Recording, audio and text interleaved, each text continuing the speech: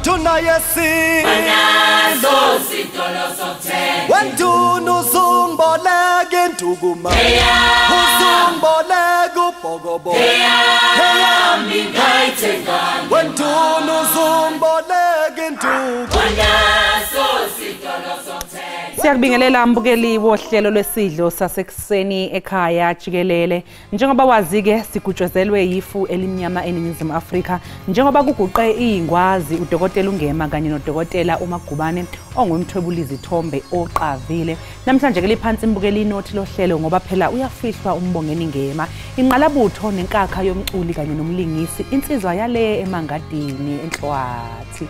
Makholi sikubingelele lesihlanu namhlanje kodwa ayisishayela phansi. Ewe sishayela phansi. Bukeli ke masikubulise ngalentsasa umhla wesihlanu kweyomqungu. Lokho ngilosihlanu wokuqala wonyaka njengokuba ke sisandula ukungena kulonyaka ebutsheni baleveki. Abanye ke abantu sele beqalile ukubuyela nokulungiselela ukubuyela emisebenzini. Lokho make abanye besapholile kumakhaya abo beqolisa ke iholide zokuphela konyaka. Hayike thina apha ekhaya Jikelele singonondaba. Sibela nje kuzijongeni iholide ngoba indaba zange nakanye zathatha ikhefu. Dimloke unonkanyezi uMadlongoti. Bukeliwe ekhaya masijonge eziphala phambili kule yure.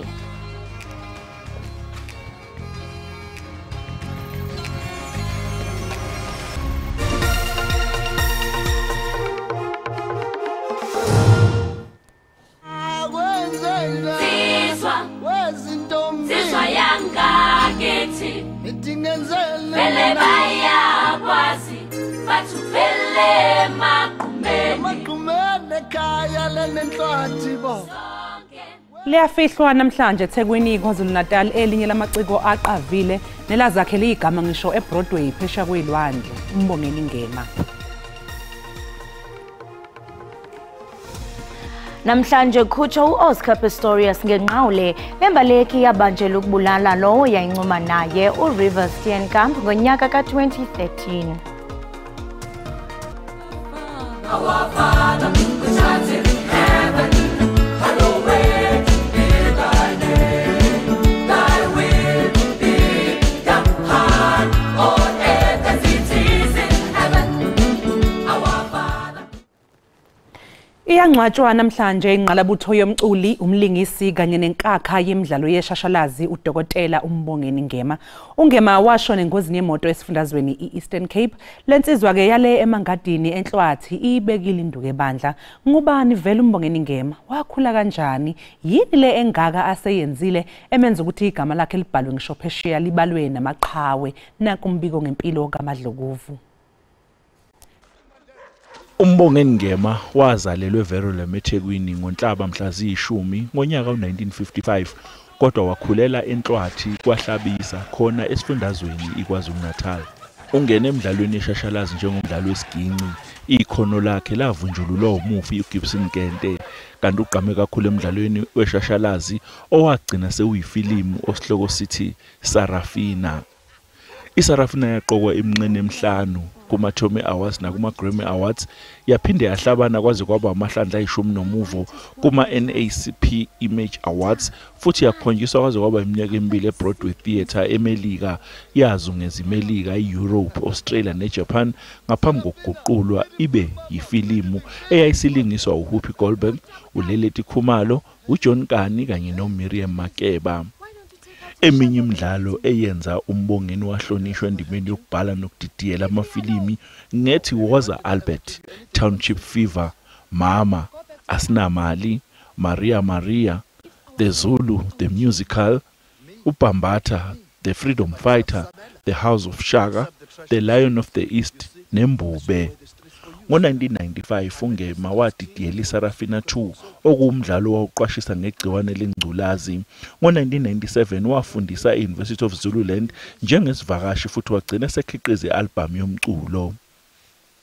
Ngo-1998 wahlonishwa ngokuthi igama lakhe lilotshwe kwi-New York Walk of Fame ngaphambi kweLucille Hotel Theatre eManhattan ngokuba omunye wababhali abavelele kwi-21st century. Ngo-2001 igama lakhe laphinde labhalwa ngaphambi kweCity Hall eThekwini eduze kwaDr Nelson Mandela, uOliver Tambo, uMiriam Makeba namanye amaqhawe omzabalazo. Ngo-2003 waqokwa ukuba umqondisi wezobuciko ku-Cricket World Cup futhi waba yingxenye yabagqugquzeli bomcimbi wokugujwa kokuphela kweminyaka eyishumi kwaba nentando yeningi kuleli zwe. UNgema uMadlokovu Ntusi Yenkomo wabuye waqokwa umnyango wezobuciko namasiko ukuba asungule futhi aphathe isikhungo iKZN Music House okwabuye kwaqopha kuso iLadysmith Black Mambazo noSalif Keita. Umbukeli wekhaya jikelele ziningi incwadi ezibhalwe ngoNgema okubalwa kuzo ekaLaura Jones eMelika esihloko sithi Nothing Except Ourselves, The Best of Mbongeni Ngema, The Man and His Music kaIsabel Cook, an investigation into creation and interpretation in Mbongeni Ngema's intra-cultural theatre kaSabelo e-UKZN. UNgema wabamba iqhaza engomeni yebhendi ye-reggae edume umhlaba wonke i-Third World ethi Take This Song futhi wabuye waqopha kabusha inoni lakhe elithi Freedom is Coming Tomorrow. UNgema wabalwa nezinye ingwazi zakuleli kuma-top 100 Great South Africans ngo-2004. Wahlonishwa ngendondo ye-Living Legend umasipala weTheku ngo-2008 nange-Lifetime Achievement kuma-Simon Mabhunu Sabela Film and Television Awards ngo-2013. Njoba kwaziwa ukuthi alikho isoka elingenasici, ube khona umsindo ngoNgema. Umdlalo wakhe iSarafina 2 wahoxiswa emva kwenkohlakalo yokudliwa kwemali ewu-14 million wamarandi eyayibandakanya noDokotela uNkosazana Dlamini Zuma owayengqongqoshe wezempilo ngaleso sikhathi. UNgema wabuye wasusa umsindo ngengoma ethi Amandiya ngoba yayizwakala icwasa bomdabu baseNdiya abakuleli kwaze kwaphoqeka ukuba uMengameli uMandela aze azomkhuza. Leyo ngoma yavalwa nasemsakazweni. Ngo-2019 uNgema wasuswa ekubeni omunye wabaqondisi beSarafina ngenxa yensolo zokuhlukumeza omunye wabalingisi ngokucansi. Wabuye wavalwa ukuthi angangene eJoburg Theatre ngazo belu intolo ezithinta ucansi. Ngo-2020 wayomkakhe uXoliswa Ndumeni Ngema wabhala incwadi eyadolula ukuthi uNgema wayemhlukumeza futhi wake wamdlwengula. UMbongeni Ngema wake washada noLeleti Khumalo noXoliswa Ndumeni ngo-1992 kodwa sebahlukanisa. Wake waganwa umsakazi uKhozi FM noNhlanhla Buthelezi, uSaliha Nxumalo, Kate Mpanza noCepsile Mpungose. Unkosikazi okhona njengamanje uNompumelelo Gumede. Lala uphumule Ntusi Yenkomo, lala uphumule Madlokovu, uyibekile induku ebandla. NgiuCalvin wakwaDludla endabeni ze-SABC, ngibika ngaseGoli. Yobona wena baby esola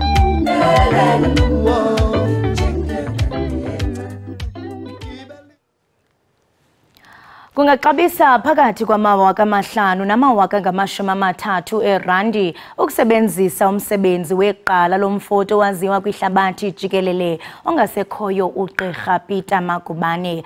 Okuke kuthiwe iNelson Mandela Foundation esaqhuba nokubonisa umsebenzi wakhe. Utata uMagubane oswelekele ebutsheni bale veki waqala umsebenzi wakhe wokufota ebutsheni beminyaka yo-1950. Qhubile ke wapapasha incwadi ezili-17 zokufota kuquka nethi Nelson Mandela, Man of the People. uGqirha Magubane wayengabanye babantu ababesondele kakhulu kuba uNelson Mandela nanjengoko wayengumthwebuli kamongameli. Nangona kunjalo umsebenzi wakhe wawusaziwa kwangemihla wayethatha imifanekiso ngexesha lengcinezelo. iNelson Mandela Foundation isaqhubekeka ngokubonisa ngomsebenzi wakhe kwaye ithi umsebenzi walo makhwekhwetha uyakwenza izikhuntyu zemali ukuba ungathengiswa. His images in terms of licensing costs to use his images for books, for other forms of publication, exhibitions and so on, would be worth anywhere between about 5,000 and 30,000 rand per usage. Kodwa abanye bathi ayibobulumko ukubeka ixabiso kumsebenzi walompondo sihlanjiwe nakumzila awushiya ngasemva. Some of the things that you've done, it was not based on, you cannot attach any monetary value to it. Ukanti abanye bathi kulusizi ukubona umsebenzi wamaqala afana noGqirha Magubane, ubawo Alf Khumalo kunye nobawo uSemnzima ungazixhamlisi iintsapho zawo ngokwezimali kuba badlala indima enkulu ekuboniseni nasekugcineni imbali yeli. Umbutho wemanyano yabasebenzi iCOSATU imchaze uNkomose njengenqoqonqoqo ebonise ulutsha lweli ukuba usoze sisidulo sodaka. Young people also should look at him as a role model, a person who did not have access to funding to go and study, yet taught himself. Kusenjalo isaqhubekeka ukuphokoka imiyalezo yovelwano kusapho lwakaMagubane nanjengoko kusenziwa amalungiselelo ukubeka uJiyane kwikhaya lakhe lokugqibela. Owabe eyisihlabani somsubathi eqoqane indondo emqhudelaneni yama-Paralympic u-Oscar Pistorius uzodedelwa ngoshwele namhlanje.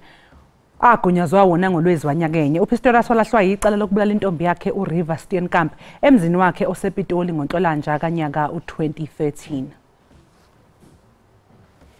Obesakuba imbaleki kwi-Olimpiki nakwi-Paralympic u-Oscar Pistorius nowayesaziwa ngelika Blade Runner kuba wayesebenzisa uhlobo oluthile lwemilenze efakelwayo.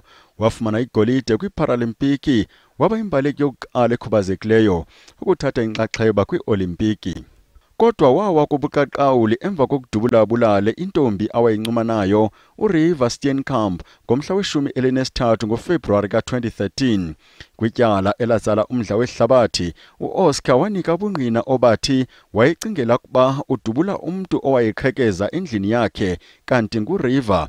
Kodwa abatshutshisi baxambula ngelithi waluceba ugebengo. Wagwetywa iminyaka emihlanu eqamele ngenqindi emjiva ngo-2014, isigwebo esaguqulwa kamva yinkundla yezibheno ngo-2016 sonyoselwa kwiminyaka eyi-13 nenyanga ezinhlanu. Guilty of murder, with the accused having had criminal intent in the form of dolus eventualis. 3, the matter is referred back to the trial court to consider an appropriate sentence afresh in the light of the comments in this judgment. Kodwa yaba yihambo enzima kusapho lukaSteenkamp. I think June has had a very difficult year. It started off in March when there was a parole hearing and she came to that hearing. The results, the outcome of that is known. And then later on in the year it was Reva's 40th birthday. And again a huge milestone. So she went through that with her husband and Rock Barry. And then sadly, not a few months later, Barry passed away. So you can imagine that the trauma that June is going through at the moment is enormous. Inxalenye yenqawule yakhe ikuka kuba phansi kweliso legosa lenkonzo yoluleko ekumele anike ingxelo qho ngentshukumo yakhe. I-arhente ehlawula imali yesibonelelo sikarhulumente yeSASSA ihlawule ngempazamo ngaphezulu kwama-74 abantu abangasekhoyo imali yesibonelelo konyaka-mali abaliqela. Oku ke kudizwe ngumphathiswa wophuhliso loluntu uNkosikazi Lindiwe Zulu ngelixa ke ephendula imibuzo epalamente. Kothuse eminye ke imibutho epalamente oku netyhola urhwaphilizo logama eminye isithi inokuba yimpazamo yokwenene le. Impendulo yomphathiswa ibonisa ukuba imali engaphezu kwezigidi eziyi-140 zerandi ehlawulwe kubantu abangasekhoyo kunyaka-mali u-2021-22 ukuya kuma ku-23-24. Ithi oku kwenzeka xa umntu owamkela indodla ebhubhe emva kokuba isebe lemicimbi yekhaya likhuphe isiqinisekiso sokuba uyaphila. Amanye amaqela ezopolitiko athi oku kungayimpazamo yokwenyani. The level of accuracy of payment is quite high, and the errors that are made by SASSA in paying out to a beneficiary who has passed away is an error that is probably a communication error between the Department of Home Affairs and SASSA. It can't be treated as if it's corruption across the board. It's not corruption across the board. We've encountered cases where people pass away and a couple of days later the social grant is paid. Those people do not owe the taxpayer money. Kodwa amanye asola izenzo zorhwaphilizo. kukwakho nokuxhalaba ngokuba iyabuyiswa kusini nale mali. Not only highlights the vulnerability of our social welfare system, but also serves as a feeding ground for corruption and maladministration. The very high number of wrongful payments by SASSA proves the fact that SASSA has ineffective systems to prevent such. Amanye amemelela ukulungiswa kwenkqubo kaSASSA kuvalwe nezikhewu. It is clear that not all is well at SASSA and that the Minister is not playing her oversight role over SASSA. Every month, SASSA's constant administrative and financial glitches places our most vulnerable citizens at risk. Seeing the money that is being lost in wrongful payments after a person has died is just a symptom of a bigger issue, and it's the issue of holistic services to elderly people. Umphathiswa uthi ukukhusela ukutsalwa kwemali ngokungafanelekanga, uSASSA uyazibamba accounts zabantu ababhubhileyo. Tingilulama Amatya weendaba ze-SABC eParlamente eKapa. Iphini likanobhala Jikelele we-ANC Women's League uDinapule linxuse abesifazane eMpumalanga ukuba babumbane ukuze banqobe ingqinamba ababhekene nazo. Lokhu ke ukusho enkonzweni yomkhuleko ebizwa ngokuthi umanyano ebibanjelwe kaMhlushwa ngaphansi kamasipala waseNkomazi eMpumalanga. Ulangazelelwa ungenelelo noncedo ngomthandazo amanina aphuma kumabandla ahlukeneyo ahlangane ngesikhungo selizwe. Ingxelo yomhla wesibhozo iyenye yemiba engundoqo uphule ukubethelele ukubaluleka kokuvota ekwakhuthaza amanina ukuba akhumbule inkqubela eyenziwe yi-ANC xa bevota kunyulo oluzayo lwajikelele. We come here to emphasize the importance of why women in this province should vote for the ANC, because the ANC have done so much. We speak today about our children in schools who go to schools that are very far from where they stay. They have transport. We speak about children or our young people at schools who get food at schools, who did not get, during our time we did not get. We speak about our children who are at universities, there's NSFAS. Imeko emaxongo yoxhatshazo olusekezelwe kwisini nokubulawa kwabasetyhini kweli phondo ibe yenye yemiba ebalulweyo. Iphiko lamanina le-ANC lixhalabile nanjengoko lentsinda badala iqatsela. We are highly and deeply concerned because as the ANC Women's League we have done a lot in terms of making sure that we deal with the scourge of GBVF. We have been into courts, we have made campaigns, we have picketed, we have even called the Provincial Commissioner to come and give us their plan in terms of how they plan to deal with GBVF.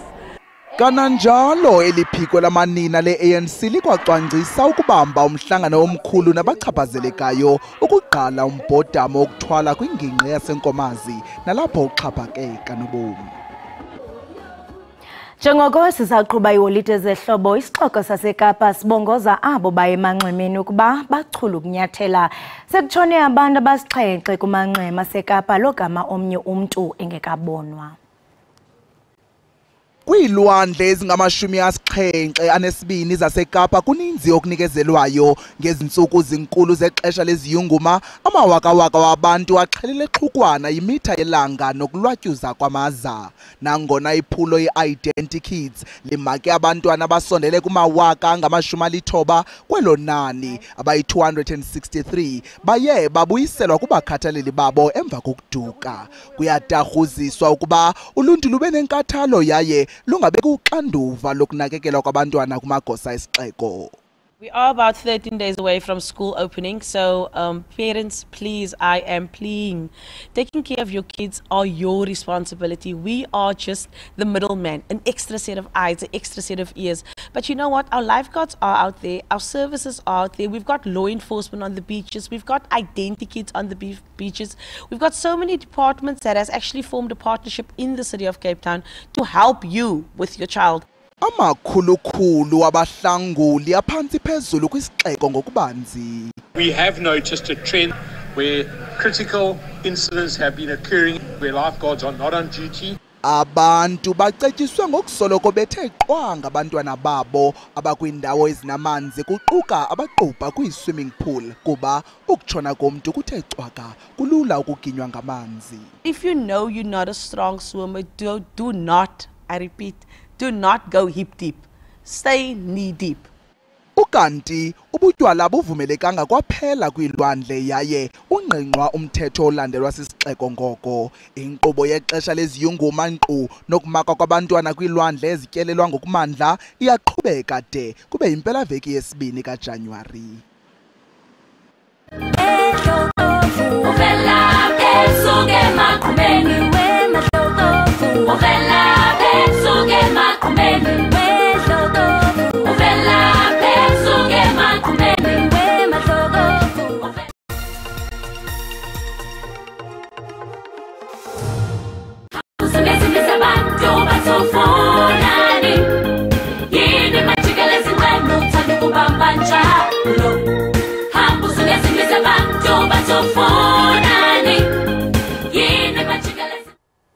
Siphinde sikamukele mbukeli lapha ekhaya Jikelele. Mbukeli, imisakazo yiyona esuke ixhumanisa umuntu osekhaya kanye nokwenzekayo ezweni. Izinto eziningi ngesingekho eduze kwazo kudala zayizwakala kakhulu ngemsakazo kanye namaphephandaba. I-SABC inesiteshi ke sizikhondla khondla ukhozi olufinyelela ezigidini ngezigidi zabantu. Abasakazi ke banenhlanhla yokuthi basondelane baphinde bazane nabantu esisuke thina abantu phaqa sibathatha njengamaqhawe ethu. Nombongeni ngema-ke ngenxa yeqhaza lakhe nomsebenzi wakhe oncomekayo ubaziwa efika exhumana futhi nabasakazi emsakazweni. Sitheke mbukeli ake silande nje omunye wabasakazi bokhozi uMandla Mdletshe azosichazela ukuthi ungema ube ngumuntu onjani uma ngabe kusetshenziswana naye, ubengahluphi yini, ubesigcina isikhathi uma kuzoxoxa naye, ubengeneka yini njalo njalo. Msindazwe asikubingelele sikwamukele ohlelweni, sibonge kakhulu kuba nawe. Ngibingelele Manjinga, ngibonga kakhulu nami ukuthi nikwazi ukungikhumbula makukhulunywa ngeqhawe uMadlokovu. Kubonga thina baba Msindazwe ngesikhathi sakho. Njengomsakazi nje ke ungathi yiziphi ingqinamba enokubhekana nazo nabantu abaziwayo phela nisuke nizosebenzisana nabo emsakazweni? Ngibonga kakhulu Manjinga bese ngibingelela futhi nakumlaleli ekhaya. Cha ziningi kakhulu hayi kuphela nje kubantu abaziwayo kodwa nje ukusebenza njengabantu kunobuhle kuphinde kube nobubi bakho. Ngicela kuningi kakhulu ke lapha kobe umsebenzi okumnandi kakhulu. Okunye nje kwakho ukuthi nivumelane kahle nomuntu ukuthi isikhathi esithile ngapha 6 ekseni uzovuka nitholane nixoxe ngento ezithile mafuthi yamthinda awusamtholi noma kwenzeka umthole uthola ukuthi akafuni ukuxoxa mhlambe ngezihloko ezithizeni uyaqasha nje intangeni. Kwesinye isikhathi uthola ukuthi nezingxoxo zakhe noma manikhuluma naye inkulumo zakhe impendulo zakhe zivele zibe zifishane nje angafuni ukuthi axoxe avuleleke. Izo ingqinamba engathi mhlambe ngiyayikhumbula nje eseduzana. Uma nje ungachazela umuntu ngongema ube umuntu onjani? Uvela ungazi ukuthi uzoqala uthini. Mhlawumbe ngiqale ngokukhalele kakhulu umndeni wakwangema nabo bonke abalakeli nabalandeli bakho uMadlokovu. uMadlokovu bekuwumuntu oyisimanga ngempela futhi njoba kade sibuka nje lokho kwenzeka kakhulukazi inkonzo yakhe yesikhumbuzo ila kuvele khona ukuthi hey umuntu ubethe amazwi ngema kodwa kamazi ube umuntu othandwa kakhulu ube umuntu othobekile ehlonipha omdala ehloniphe omncane mina nje ngikhumbula ingane ngalolodwa usuku engibiza ngegama njalo masikhuluma naye mhlawumbe ngibhalela umyalezo noma uyangifonela noma siyafonelana ubehlala ethi Msindazi Msindazi bese eshoka kushoyo bekuba umuntu ohlala njalo ekuhlonipha njalo kube khona ohlala ukufunda kuye kuningi kakhulu engikwazile ngaye. Ngiyakhumbula nje imidlalo yakhe sasondelana ngayo kakhulu kwakhona okhuluma ukuthi Lion of the East okhuluma khona ngobaba uGarisibande nebhetala emazambaneni kube khona nomunye okhuluma khona ngenkosi yakwaZondi uBhambaza kaManqini yona mdlalo eshashalazi engasondela kuyo kakhulu sasondela naye kakhulu eyenza ekhuluma ngomlando nokuyinto engithandayo kakhulu umlando sazwana lapho okunye ngaphandle nje kokwazana ngokomsakazo na ngokuthi nami ngakomsakazo kusuka kudala. Ngiyacabanga ke Msindazi ukuthi hey bekugcwala kusweleka indawo yokubeka unyawo SABC mangabe kufika ungema. Yeah, sesalimala ke nokho lapha ngoba emva kwesikhathi seCovid nje kwavaka ukuthi abantu bakwazi ukuvakasha kunewindi la abalalela bethanda ukuyobuka khona iwindi khona umuntu ovakashile impela wawuthi ngomemezeli ukuthi kuzobe khona imali zokuvabe basifika impela bebaningi ubuye ingoma za uma ezinye obungazazi kanti kokuba mnandi mayizivakashele ekhona emsakazweni kodwa ke awela kusavumelekile manje ukuthi abantu bangene ngenxa yemithetho ethile kakhulukazi nangesikhathi seCovid ye. Wayenze njani ke mangabe sefika ke fice impela eselindiwe sekugcwele abantu wayengumuntu ohayixhumene nabantu akujabulele lokho akwazi mhlawumbe ukubabingelela abajabulele ngendlela esimanga wayethobekile ngendlela esimanga ekwazi ukubabingelela abantu ngiyakhumbula nje manje ngoba sekukhona na wonke umuntu osaba ucameraman noma camera person wonke umuntu necamera yakhe ngiyakhumbula nje sigcina ukuba naye sasiseshowe komunye umcimbi wejazz ayingicabanga ukuthi washutha usukubonke impela abantu engakaye stage noma eseculile stage umuntu manje namanje belandelana becela ukushutha naye lokho emoyizele njalo nje shuthe emoyizele njalo nje shuthe emoyizele njalo nje shuthe kwakubalula kakhulu ngempela yikho ngithi hey ezinto zibeze kuthuse masubona ukuthi kanti umuntu bemkhulu kangaka emhlabeni wonke jikelele. Ebengwasenhlathi ke ungema Msindazi ebuye emakhaya waze waduma ke emazweni aphesheya kwabhalwa igama lakhe ngisho lapha ko Hall of Fame hayi uyinkunzi uMadlokovu emidwayidwa futhi. Kunjalo ngenhlanhla ke njengamanje ngisesigodini vele la azalela khona endaweni lapha akhulela khona endaweni yasemvejeni nokuyilapha inhlwathi engaphansi kwayo ngazi ngishekhaya kubo uMadlokovu ngajwayezwa noma ngakhonjiswa ubaba uMadlokovu lindelani ngema sasebenza naye engomunye wabaphathi bokhozi FM waze wangikhombisa ekhaya kwaMadlokovu yebo kusemakhaya impela endaweni yasenhlwathi kodwa ke umuntu obeyiqhawe emhlabeni wonke njengoba kade ngisho nje futhi nezolo ekunabantu abaphuma nawo kwamanye amazwe sizithi nawo kwamanye amazwe bezikhona inkonzo la kade bemkhumbula khona kuningi kakhulu akwenzile baningi kakhulu abantu abenze bagqama baziwe emhlabeni wonke jikelele ube nekukhonela isimanga lokuthi mayilibonile italente kuwe uyolikhipha ngisho ngenkani ebona ukuthi nopho ngiyakwazi ukuthi ungenza kangcono kunalokho akuphoqa ukuthi uzokukhipha ngempela na umangala ukuthi hayibo yini wadenza lento le uma lofanele lokhono lelo yebo banenhlanhla ngempela ke labo abasebenzisane naye ikakhulukazi labo abavundulula wathola italent labo ngoba nabo bayasho impela ukuthi bayilokhu abayikho namhlanje ngenxa yegalelo lakhe nezimfundiso zakhe yini Msindazi mhlawumbe kumele ukuthi yenziwe amanye amaciko ukuze phela afike ke ezingeni likangema bekuyini imfihlo yakhe noma ngithi ngiyayazi ngingasho nje ukuthi ube nekhona lesimanga uMadlokovu ngeke uzwazi ke ngoba phela umuntu nomuntu aphiwa khona futhi angicabanga ukuthi ukhona umuntu oyophinda afane noMbongo Ngema naye mina ke ngeke ngathi benenhlanhla ukuthi ke ngithi ukusebenza kancane nobaba uGibson Kente naye la akasebenza khona asuka khona ngicabanga ukuthi ukuyimisela nokuthanda umsebenzi wakho nokwazi ukuthi ufunani kungabi imali kakhulukazi phambili kodwa qinisekisa ukuthi masukubambisise kahle umsebenzi wakho imali ijwayele ukuthi ilandeleke emva kwalokho kodwa awungabe umuntu wena njalo nje makuthiwa hayi uyakhwehlela noma uyathimula usuthimula ngemali akukhombisa iqala ukuthi umsebenzi wakho awuthanda uyayimisela emsebenzini wakho. Ngifisa ke manje ke sibheke la amaciko ayakhala Mdletshe athi awanakiwe nomculo wawo ngezinye ikhatha udlalwa uma engasekho kodwa uma esethule ayatuswa ke ashayelwe izandla ungathini ngalokho?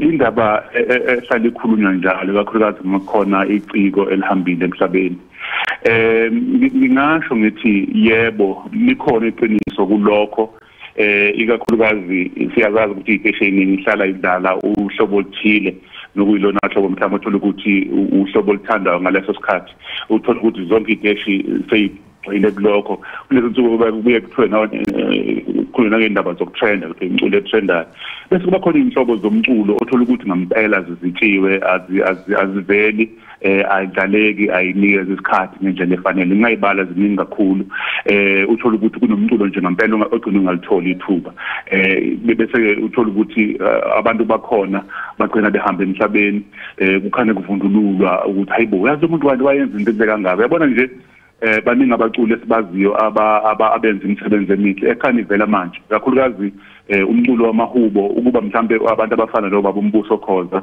mhlambe nomntwana wakwaminya akumele bahube baqophe umculo amahubo mhlambe ngaba uyakho lezi ngakubona manje baningi ke nabanye benza nezinhlobo ezahlukahlukene engalithola ithuba lokuthi livele namakhono abo angaveli ngakho ke mhlambe singakhuthaza nje ukuthi oza kwethu nathi esisekhona mhlambe endimeni ezokusakaza siwanikeze ngokufanayo mhlambe amaciko ithuba lokuthi avele emoyeni yebo ngiyazi ukuthi njalo kukhale kubheka ukuthi imuphi umculo othandwa kakhulu sonke sifuna ukuthi sihlale sibonakala sikrenta sidlala umculo phezulu othandekayo ovela endaweni ethizeni kodwa ke azibami ukuthi nabanye sibanike ithuba.